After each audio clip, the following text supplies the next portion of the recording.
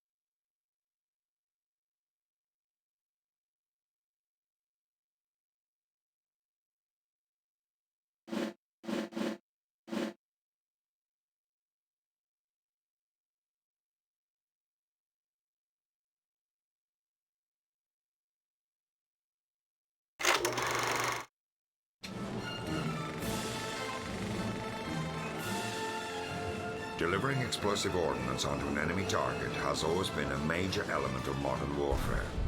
Artillery, tanks and bombers evolved into lethal extensions of the mighty German war machine. Goering's Luftwaffe, working in tandem with the Wehrmacht's mighty siege guns, smashed across Europe, the Channel and Britain herself.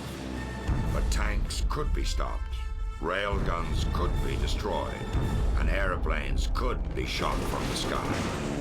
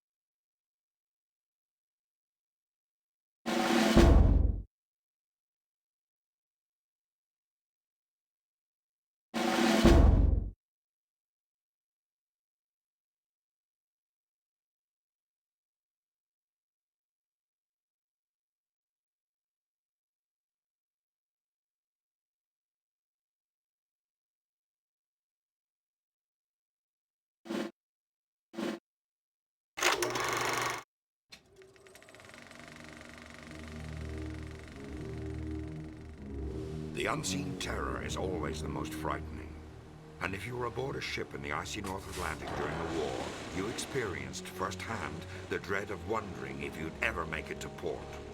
From facilities like Daxmark, hundreds of German U-boats were launched to hunt in their deadly wolfpacks. But the Allies fought back. Sub-hunting planes searched endlessly for U-boat periscopes, and when they found one, the results could be devastating.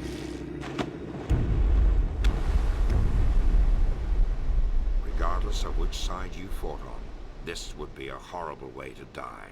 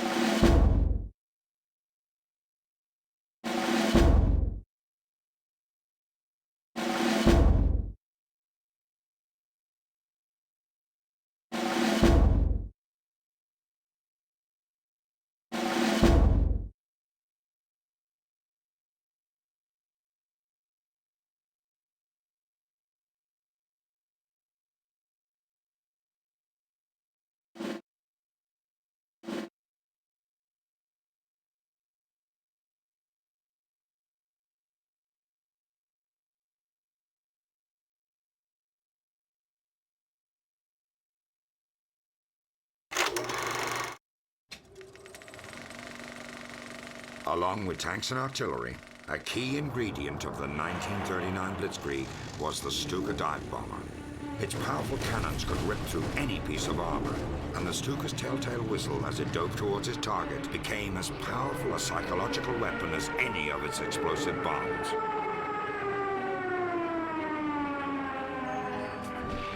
Goering and Hitler's success with the Stuka, however, would be short-lived. The Allied air forces would soon gain superiority of the skies.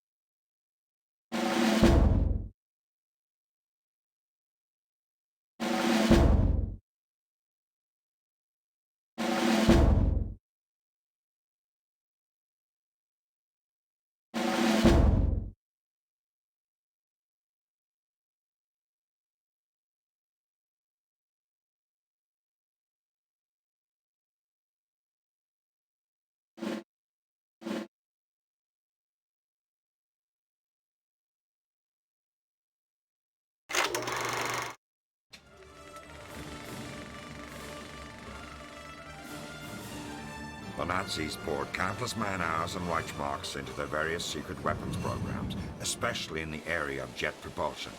Here, the airframe of a Messerschmitt 163 undergoes a somewhat successful test. The 163 Comet was an amazing little fighter, though it was often more dangerous to the pilots who flew it than it was to enemy bombers. But despite its drawbacks, the jet age had begun.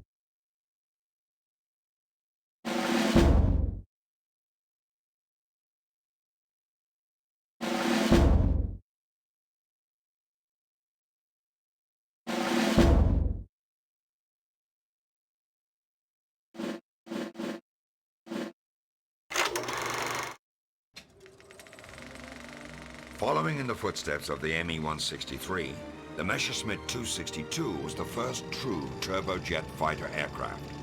Capable of flying 100 miles per hour faster than a P-51 Mustang, the 262 streaked across the sky at more than half the speed of sound. It was an aircraft truly ahead of its time. The Germans hoped it would win back the air superiority they so desperately desired. But the 262 was not invincible, and it was too little, too late for the Luftwaffe.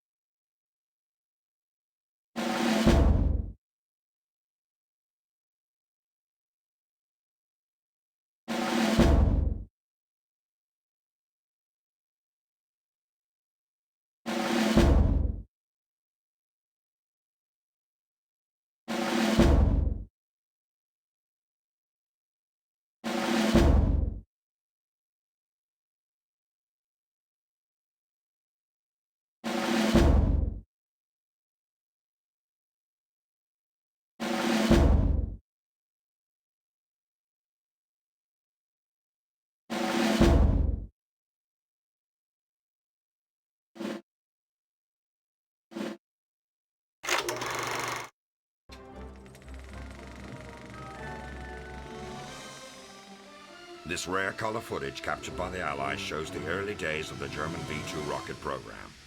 Capable of hitting targets as far away as London, these so-called vengeance weapons were of great interest to the High Command.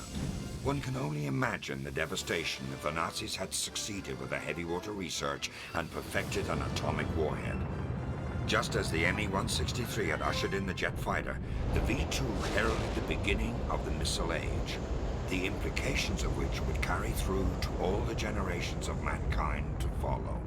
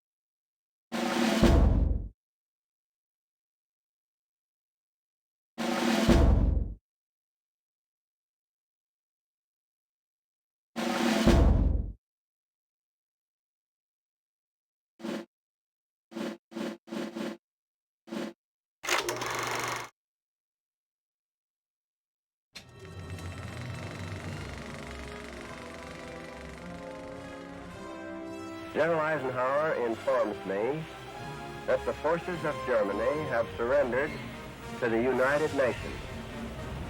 The flags of freedom fly all over Europe.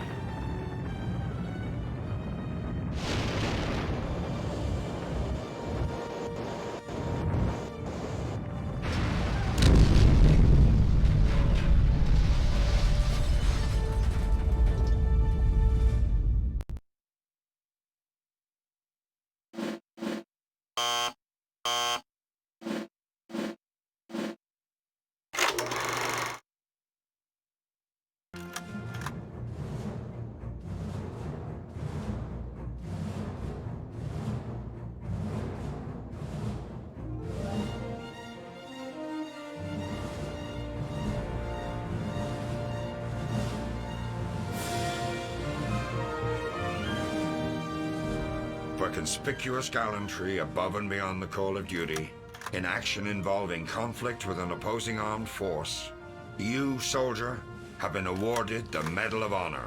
Congratulations.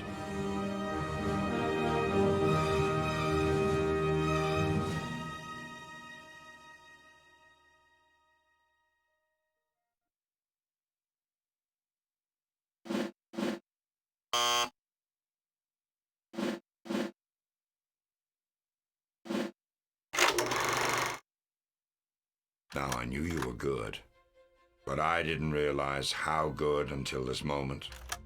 For demonstrating a seldom-seen fortitude in the face of overwhelming adversity, for displaying an uncommon dexterity during the most extreme of circumstances, for brandishing an unwavering commitment through countless hours of trial and tribulation, you have been awarded the DreamWorks Interactive Medal of Valor. This commendation is only earned by a select few. All of us here at DWI send you our sincerest congratulations.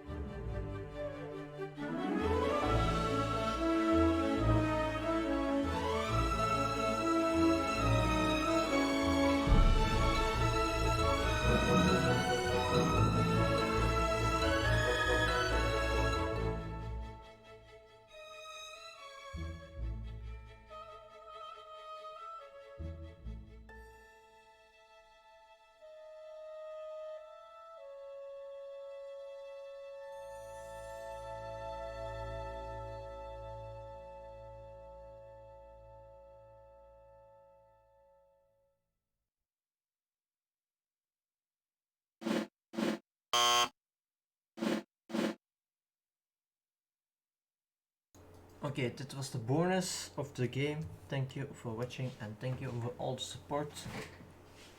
See you next time. The next game for YouTube will be Medal of Honor Underground on the PlayStation 1. See you then. See you next time. Goodbye and thank you for watching. Bye.